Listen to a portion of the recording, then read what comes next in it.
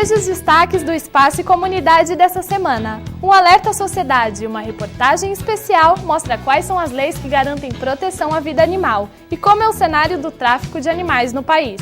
Você vai acompanhar detalhes da chegada dos japoneses ao Brasil, em um museu que fica no famoso bairro da Liberdade. E ainda tem uma entrevista especial com um dos grandes nomes da literatura brasileira, o dramaturgo Ariano Suassuna. Tudo isso e muito mais você vê no Espaço e Comunidade, de segunda a sexta, às 3 e às 5 da tarde. Você não pode perder.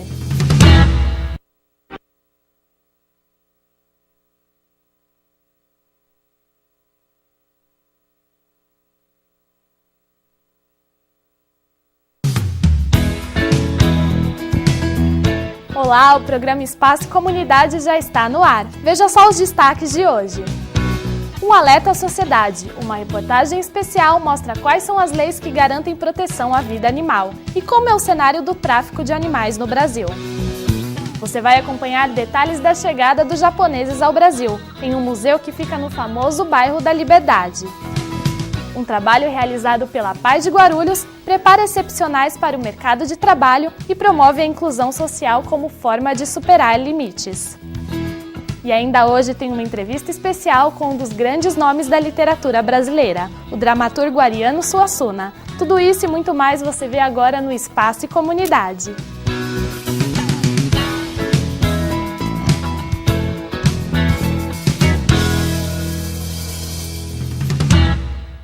Esta edição do programa começa com uma reportagem especial. Você vai saber qual é o cenário do tráfico de animais no Brasil e qual é a situação das espécies diante dos maus tratos na compra e venda clandestina. Quais serão as leis que protegem os animais? A reportagem é de Camila Garcia. Calcula-se que o tráfico de animais silvestres retira anualmente cerca de 12 milhões de animais das nossas matas. Outra estimativa acredita que já estejamos na faixa dos 38 milhões.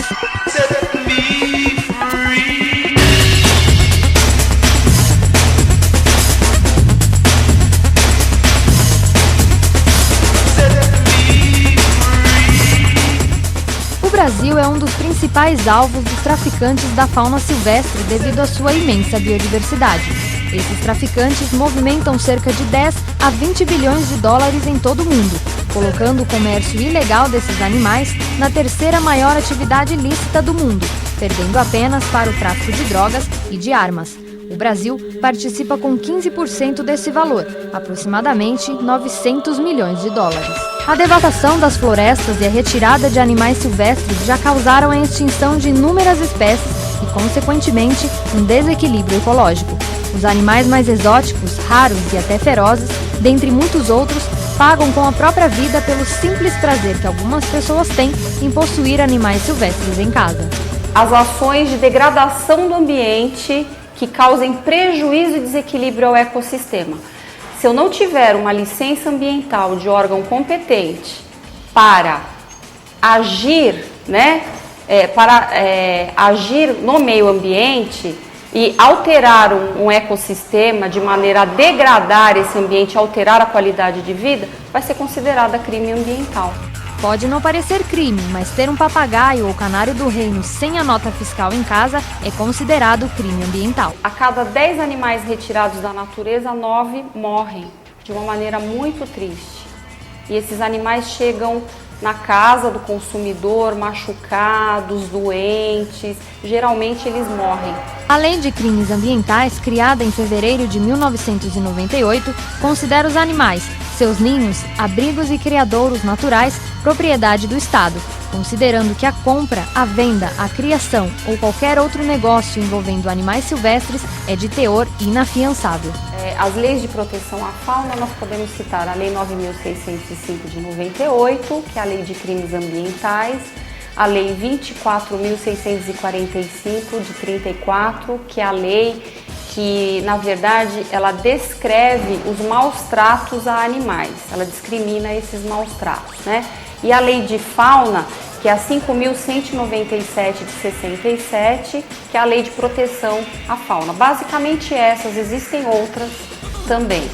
A captura acontece em lugares em que há biodiversidade, como a região norte, o Pantanal e o Nordeste. regiões pobres do ponto de vista socioeconômico.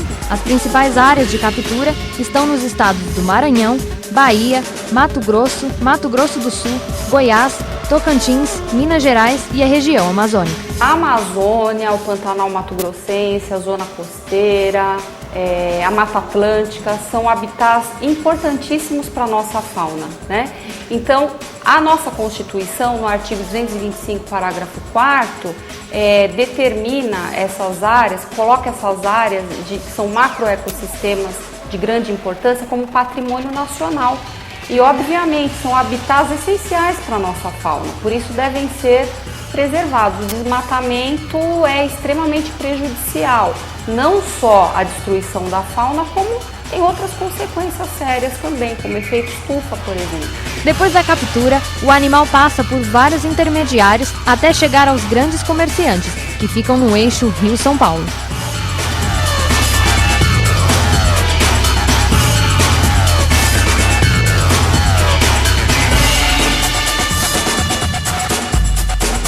Nestas capitais, acontecem o maior volume de vendas. Os animais têm diversos destinos. Muitos são vendidos ilegalmente em feiras, outros vão para criadores. Quando exportados, o destino é normalmente a Ásia, a Europa ou os Estados Unidos. É comum acharmos na feira de Praga, na Europa, araras brasileiras por R$4.000, ou seja, o animal que foi capturado por 50 centavos é vendido por 8.000 vezes mais. Quando recolhidos pela fiscalização, os animais silvestres encontram-se em péssimas condições, alguns já mortos, dopados, maltratados, com fome, frio e sede.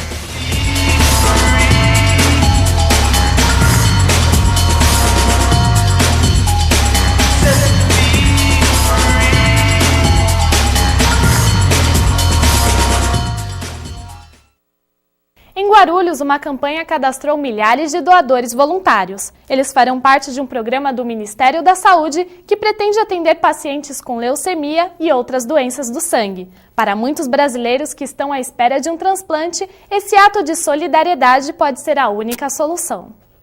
A iniciativa do Hospital Geral de Guarulhos e da Associação de Medula Óssea estimulou os guarulhenses a serem doadores voluntários.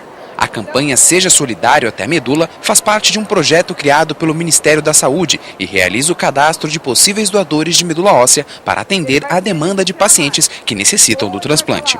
Embora o número de doadores tenha crescido, as doações de medulas ósseas não são suficientes para atender as filas de espera em todo o Brasil. O paciente tem apenas 25% de chance de encontrar um doador entre irmãos. E em caso de doenças do sangue, como a leucemia e a anemia, o transplante de medula óssea é a única esperança de cura. O primeiro passo da campanha é orientar e conscientizar a população sobre o processo que leva ao transplante e a importância de ter o maior número possível de doadores cadastrados. Quanto mais esclarecida a população, melhor é, né? Porque ela entende a dificuldade, o problema que existe e tem a possibilidade de ajudar alguém que necessite. E a gente sabe que Guarulhos tem vários pacientes com problemas hematológicos e isso só vem contribuir nessa possibilidade de ajuda. Antes de se tornar um doador compatível, é necessário fazer um cadastro dos dados do voluntário e coletar uma amostra de sangue. O cadastro é levado ao registro de pacientes que estão à espera do transplante. E quanto maior for o número de possíveis doadores, maiores serão as chances para que os pacientes encontrem um doador compatível. Os dados são todos reunidos. Os doadores do Brasil inteiro reúnem seus dados nesse registro de doadores de medula do Ministério da Saúde. Também existe o registro de receptores de medula, então onde nós colocamos os dados dos nossos pacientes que precisam de transplante. Aí, semanalmente, os dados dos pacientes são comparados com os dados dos doadores voluntários.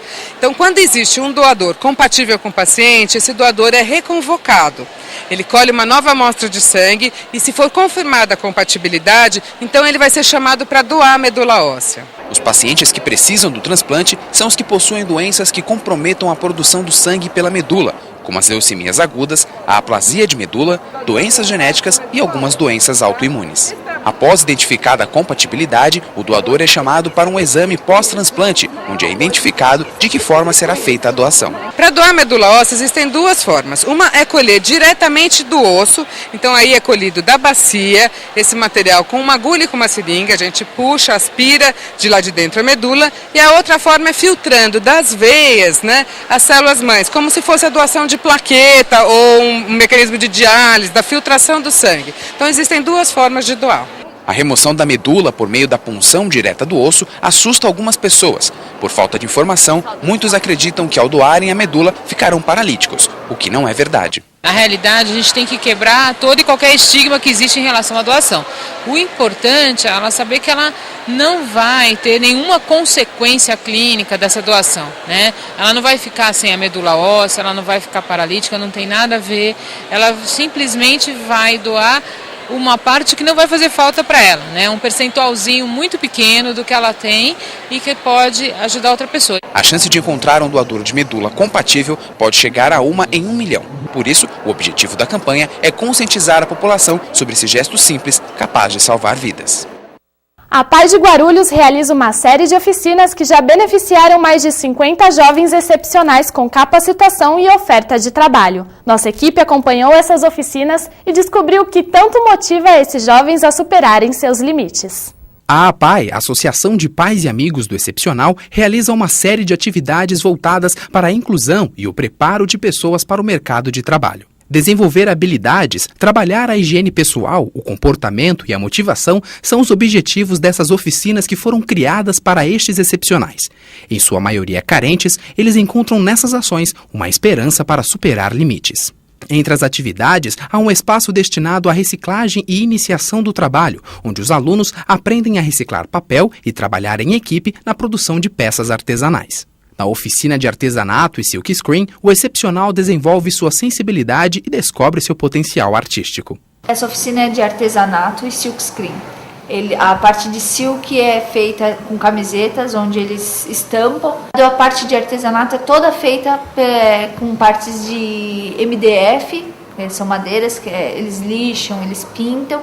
E tem a parte do reciclado, que são as latinhas, onde eles reconstituem as latinhas e pintam também para estar pondo plantinhas. Todo esse trabalho é feito e a renda é revertida para a própria instituição, onde é comprado mais materiais para eles estarem trabalhando. No grupo de educação continuada, os alunos da APAI encontram o apoio necessário para serem inseridos no mercado de trabalho. A gente trabalha toda a parte pertinente para estar sendo inserido no mercado de trabalho, né?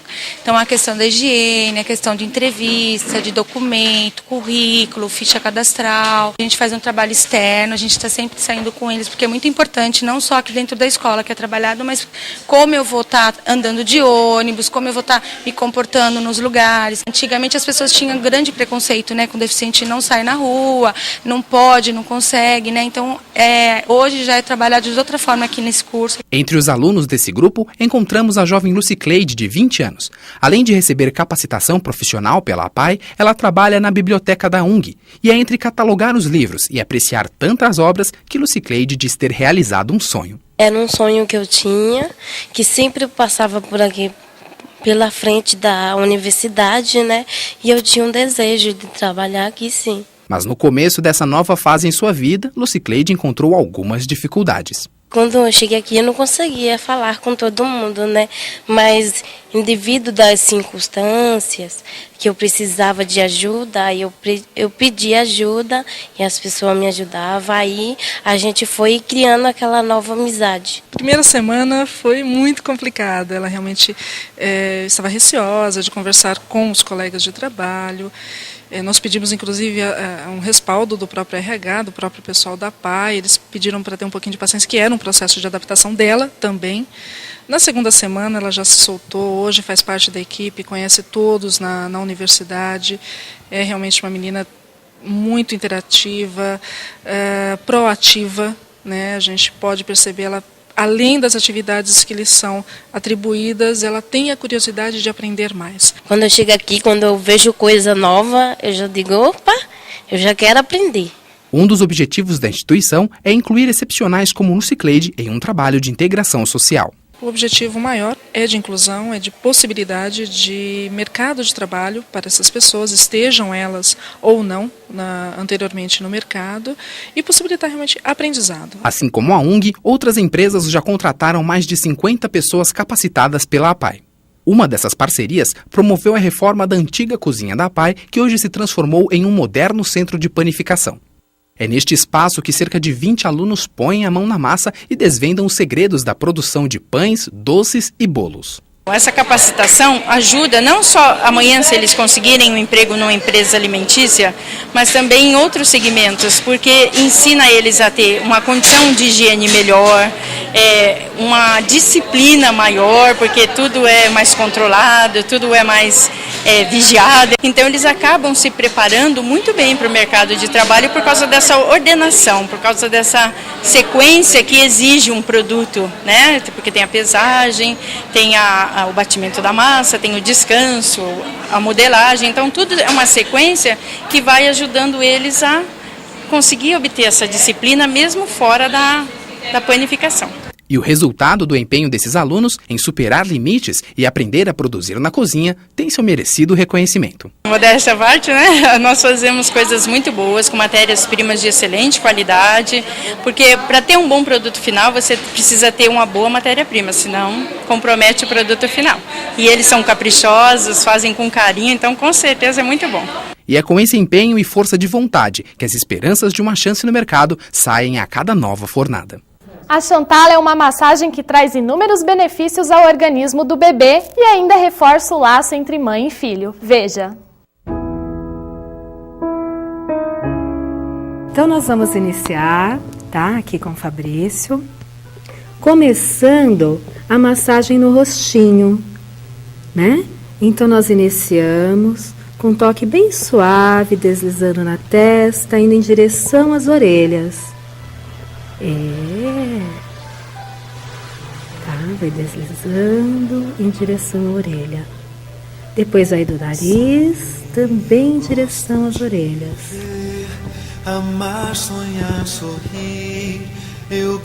Depois do queixo, também em direção às orelhas. Pode repetir esse movimento umas 3 vezes, né? Na verdade, a criança, até ela se adaptar com o toque, demora um pouquinho. Depois você vai massageando as orelhas bem devagar. E a criança ela vai se adaptando aos poucos com as manobras em si, né? Porque o toque ela é fácil a adaptação. Nós percebemos que a criança fica bem à vontade também. Fica super tranquila. Porque eles gostam, né? Vocês podem observar pelo rostinho dele, conforme a gente toca, é como se ele quisesse procurar o toque, né? Ele vai buscando com o rostinho. Massagear a orelha. Aí sim nós podemos usar óleo. O óleo ajuda a mão a deslizar. Na falta do óleo, nós podemos utilizar talco. O talco que a gente passa no bebê normal, que ajuda também a mão a deslizar. Tá? Sem perder o contato com o bebê, nós vamos realizando uma manobra de abertura do peito. Essa manobra ela ajuda a fortalecer os pulmões, tá? Além de dar amplitude na respiração do bebê. Depois nós vamos fazer um X, cruzando a mão da cintura até o ombro alternadamente. Sempre, Alex, é bom estar realizando 3 vezes cada manobra. Depois dessa manobra do peito, nós começamos no braço. Então, nós seguramos no pulso e deslizamos desde o ombro até o pulso, num movimento de rotação bem leve. Lembrando que é interessante avisar para o pessoal em casa que a Chantal pode ser feita a partir de um mês, no primeiro mês. Isso, porque daí a pele do bebê já está mais firme, o umbigo já caiu. E até que idade a Chantal pode ser aplicada? Até 5, 6 anos de idade. É o indicado. Depende da criança. Depois você pode estar aplicando outras técnicas. Tá? Essa segunda manobra do braço é uma torção, que é bem leve. Você segura com as 2 mãos e faz um movimento de torção. Só na pele. Sem apertar muito, né? Sem apertar. Tá? Depois você vai passar para a mãozinha. Se o bebê não abre a mão, você não insiste. Mas o movimento, você Com o polegar na palma da mão, você desliza no movimento circular e depois vai deslizando para cada um dos dedinhos. Não é bom insistir quando a criança está com a mãozinha fechada, porque senão depois ele começa a não gostar do movimento, né? E quais são os benefícios, os outros benefícios que essa massagem pode oferecer ao bebê? Sabe, existe uma pesquisa que foi realizada no Instituto em Miami, que diz que a Chantala, ela, além de fortalecer o sistema imunológico da criança, ela combate a formação do cortisol que provoca câncer. Então, fortalece assim, o sistema imunológico de uma maneira excepcional. Cientificamente comprovado. Cientificamente comprovado. Tá? Além disso, diminui as cólicas, né? É claro que é o desespero de muitas mães, né? Quando o bebê desata a chorar. É um desespero muito grande. Tá? Nesse movimento, que é propício para a cólica, já que nós estamos falando dela, você vai fazer um movimento circular na barriguinha do bebê. Um movimento leve. E o Fabrício ficou todo à vontade, abriu os braços. O Fabrício está gostando. Né? Um movimento leve, circular, de toda a barriguinha. Ocorre o caso da Chantala ser mal aplicada? E quais são os resultados? Olha, na verdade, vai ser mal aplicada se você fizer um movimento com brutalidade, movimentos com bruscos. Força, um movimento brusco, né? As unhas têm que estar curtas para não ter problema de arranhar o bebê. Fora isso, você pode aplicar os movimentos de uma maneira tranquila. A sequência é importante, mas não é o primordial, tá? Então, esse movimento, né, nós vamos... É como se estivesse empurrando. André, é bom colocar no ambiente uma música, deixar um ambiente relaxado, tranquilo. Até cantar para o bebê numa hora dessa é muito importante. Né? A voz da mãe é muito importante. É um estímulo para reforçar os laços, então. Com certeza. Depois, no nosso próximo movimento, que é o terceiro do abdômen, nós fazemos um movimento de rotação aqui com o braço. Você desliza, chegou aqui na barriguinha, no término do ventre, você gira. Então, no movimento das pernas, é a mesma coisa dos braços. Primeiro o deslizamento da coxa até o tornozelo.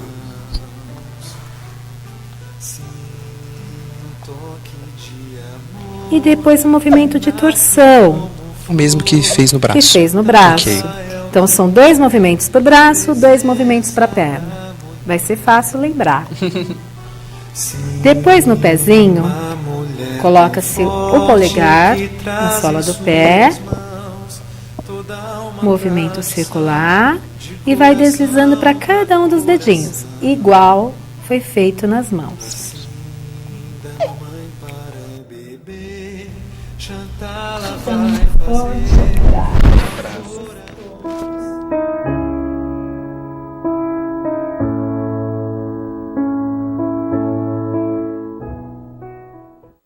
Após o intervalo, você vai conhecer os detalhes da chegada dos japoneses ao Brasil. E ainda hoje tem uma entrevista especial com o escritor Ariano Suassuna. O Espaço Comunidade volta já já.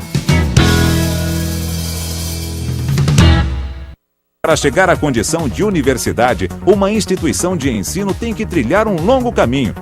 Depois de elevada a essa condição, deve dedicar-se, além de um ensino de altíssima qualidade, a grandes investimentos em pesquisas. Pesquisas que possam mudar o rumo da história.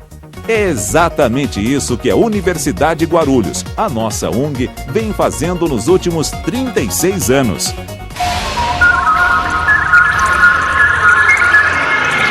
UNG, sua universidade, sua carreira.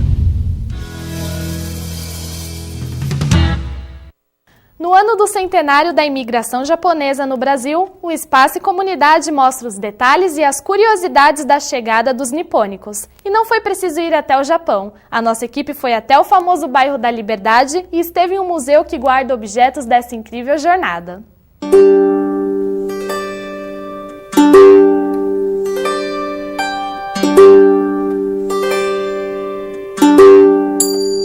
Inaugurado em junho de 1978, o Museu Histórico da Imigração Japonesa no Brasil foi idealizado para a comemoração dos 70 anos da imigração japonesa.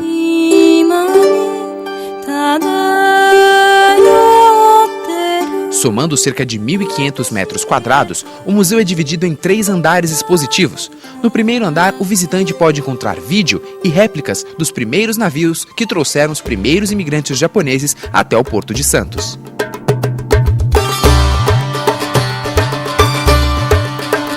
Dona Mieko, que nos acompanhou neste passeio, explica como se deu essa chegada. A vinda dos japoneses para o Brasil realmente foi o contrato de trabalho, o governo brasileiro que subvenciona a passagem dos japoneses, né, para estarem trabalhando nas fazendas, e pensavam eles assim de voltar depois de 5 anos aqui de permanência nas fazendas e retornar à sua pátria, ao Japão. E uma coisa que não ocorreu. Esse sonho de voltar ao Japão com uma melhor qualidade de vida não aconteceu.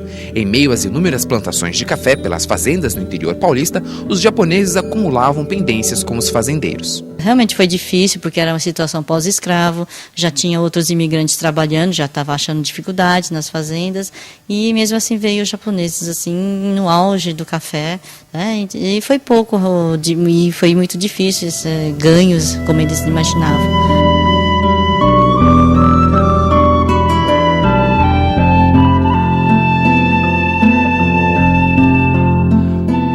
No segundo andar, o visitante pode conhecer um pouco mais sobre a prática agrícola desenvolvida pelos descendentes japoneses e implantada no Brasil após o declínio do café. Já eram pequenos agricultores no Japão, vieram aqui para trabalhar na fazenda de café e como não ocorreu o retorno rápido como eles imaginavam, toda a parte de hortifruti e granjeiros a gente fala que é a contribuição dos japoneses mesmo. Ainda no segundo andar, destacam-se documentos e fotos referentes à Segunda Guerra, época em que grandes foram as dificuldades enfrentadas pelos japoneses quando o Brasil se aliou a um bloco oposto ao do Japão. Em novembro de 2002, foi aberto mais um andar de exposição permanente.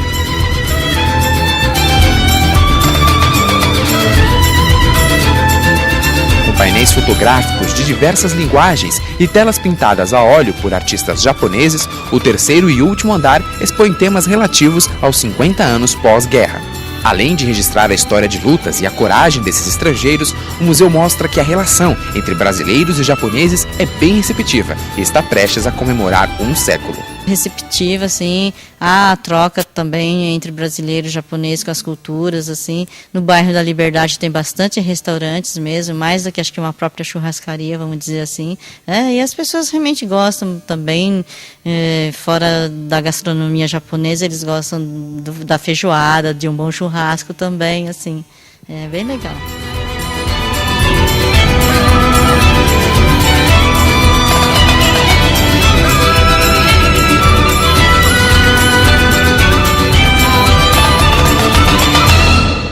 O Alto da Compadecida e a Pedra do Reino são obras que misturam o erudito e o popular. Sucesso na literatura, no teatro e no cinema. Ariano Suassuna conta ao Espaço e Comunidade um pouco sobre a sua paixão pelo Brasil, pelo Nordeste e pela vida, de uma forma bem diferente.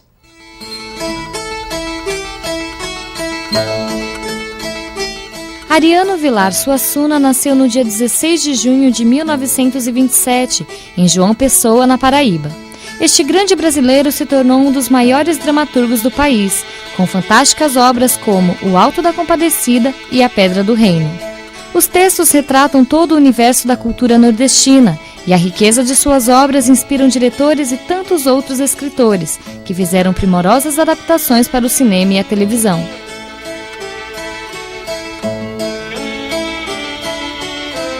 Gostei muito da adaptação feita por meu amigo Guel Arraes, do Alto da Compadecida. Ele, inclusive, me pediu autorização e incluiu cenas de outras peças minhas, como A Farsa da Boa Preguiça, O Santo e a Porca, e eu achei muito bom o resultado. Quero falar ainda de um grande cineasta que é Luiz Fernando Carvalho. Ele já adaptou 3 obras minhas para a televisão. Uma Mulher Vestida de Sol, A Farsa da Boa Preguiça e, recentemente, A Pedra do Reino. Eu achei belíssimo. O pessoal ficou muito preocupado porque o índice de audiência foi muito baixo. Mas eu lhe garanto que nem eu nem ele estamos preocupados com isso não. Nem eu nem ele queríamos estar na pele dos que ganharam em audiência para a gente. Ratinho ganha em audiência para mim, mas eu não quero ser Ratinho não, tá certo?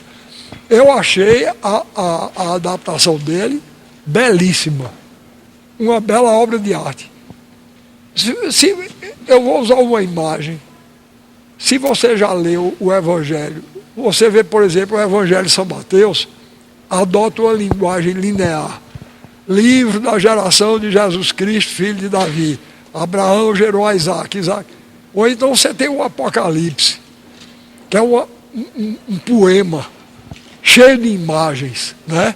E viu-se um grande sinal no céu, uma mulher vestida de sol. Olha que coisa bonita. Ele adotou, entre essas duas linhagens, ele adotou a linhagem apocalíptica. Pode não ter muita audiência, mas fez uma bela obra de arte. Este nobre brasileiro cresceu em Recife e se formou em Direito. Sua paixão pelo Brasil o tornou um militante defensor da cultura brasileira, com obras que são um retrato do Brasil. O povo brasileiro teria direito. Eu vejo por aí povos que são onde existe uma distribuição melhor de renda e todo mundo triste de cara amarrada. E o povo brasileiro, passando pelas dificuldades que todos nós conhecemos, ainda tem alegria para exportar. Até para exportar e ensinar, não é verdade? E o que mais me admira, para mim, de todas as etnias que compõem o povo brasileiro, a mais injustiçada são os negros. E são os principais responsáveis pela alegria brasileira. Os negros brasileiros, até quando andam, parece que estão dançando. Ariano Suassuna também criou o movimento armorial, com o objetivo de criar uma arte erudita a partir dos elementos da cultura popular do Nordeste brasileiro. Este movimento busca na raiz do brasileiro as expressões artísticas como música, dança, literatura, teatro e cinema. Não é que a gente queira eruditizar o popular. A gente quer partir do popular para criar uma arte erudita que realmente corresponda ao povo brasileiro. É essa a tentativa do movimento armorial. E com essa arte, a gente pretende lutar contra o processo de descaracterização e de vulgarização da cultura brasileira. E o movimento armorial continua em atuação. Entre as características dos textos de Ariano, o humor e a tragédia se intercalam, uma esfera multicultural que mistura a vida, o riso e a morte.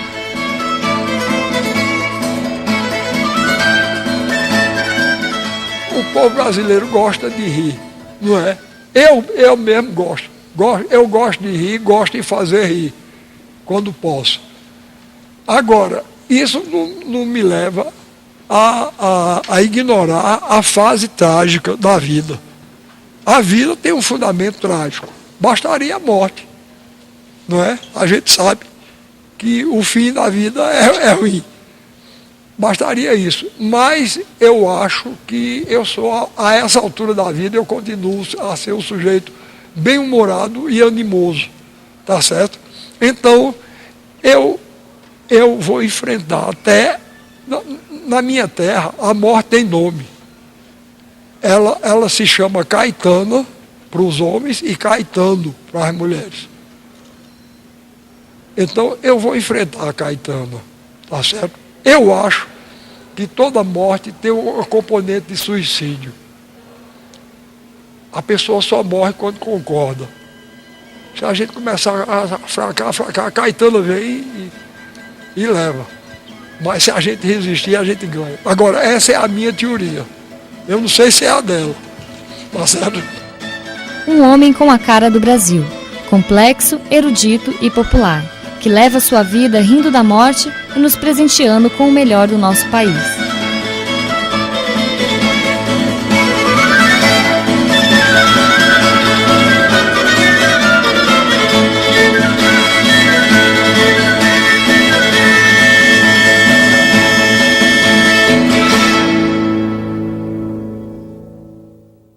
O Espaço e Comunidade fica por aqui. Na semana que vem eu estou de volta com mais informação, cultura e entretenimento para você. Até mais, um grande beijo, tchau, tchau!